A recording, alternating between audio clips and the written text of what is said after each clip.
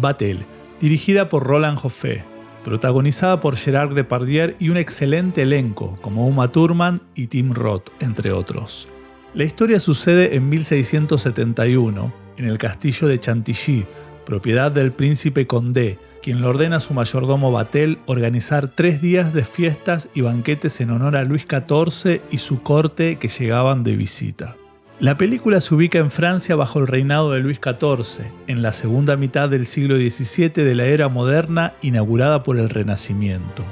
Luis XIV impuso de forma contundente la autoridad del rey. Se consideró un enviado de Dios, le dio un gran impulso a las artes y a la cultura, incluyendo el interés de la sociedad en la riqueza material y el placer.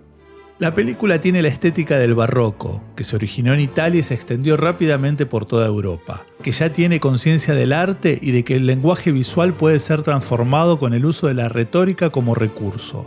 En plena crisis de fe hacia la iglesia cristiana, el barroco se impone como el estilo de la Contrarreforma.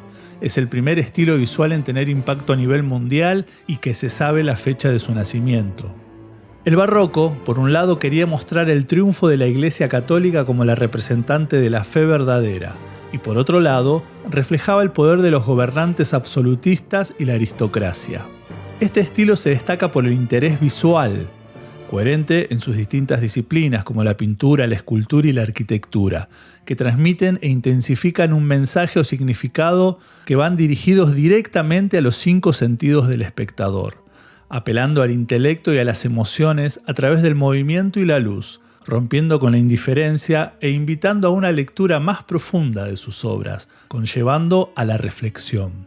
La pintura barroca se inicia en Italia, el antecedente es el manierismo. Tiene como referente principal a Annibale Carracci, que, con una línea clásica helenística, genera un efecto teatral utilizando el contraste de luz y oscuridad, destacando los puntos de interés y dándole dramatismo a la escena representada, componiendo a través de diagonales lumínicas. Los espacios reales, ficcionales y simbólicos conviven, dando la idea de que la escena continúa por fuera.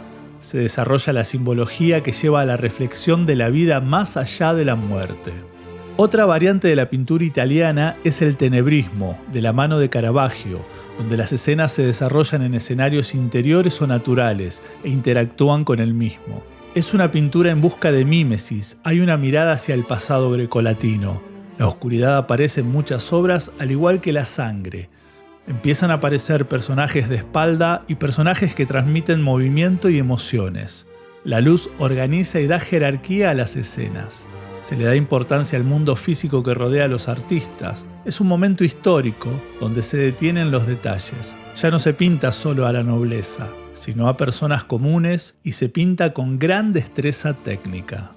El barroco holandés toma bastante del tenebrismo. Vermeer es uno de los pintores más reconocidos. En ese entonces, Holanda tenía una burguesía fuerte que empieza a requerir arte con temáticas que se sentían identificados, como interiores cotidianos con un componente moral y cierta simbología, retratos costumbristas donde se desarrolla la mímesis y el interés por el mundo físico. Se trabajaban las texturas y los brillos. Podría decirse con un carácter fotográfico.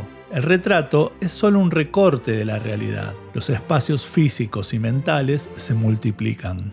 Diego Velázquez, pintor de la corte y máximo exponente del estilo barroco español, que tiene gran similitud con el tenebrismo de Caravaggio, donde la luz guía a la vista al punto de interés y las escenas son de alguna actividad cotidiana. Se les presta atención a las pequeñas cosas y usa el reflejo como recurso para multiplicar los espacios. También surgen los subgéneros como la naturaleza muerta y el bodegón, que llevan a la reflexión de la finitud humana. Francisco de Zurbarán es el gran referente que pinta cacharros como protagonistas del cuadro y genera metáforas de la vida a través de los objetos. La arquitectura barroca se vale de la arquitectura clásica, pero rompiendo sus reglas. Surge la idea de que la obra de Dios es mucho más compleja que la geometría simple. A partir de esta complejidad, el dramatismo, el movimiento, las luces y las sombras que genera el sol y las texturas son elementos que constituyen el pensamiento arquitectónico del estilo. Los edificios se imponen, rompiendo con la simetría en sus plantas y con una complejidad en su lectura exterior, sin dejar evidencia del interior del mismo. Se utilizan fachadas cóncavas como un abrazo desde la retórica.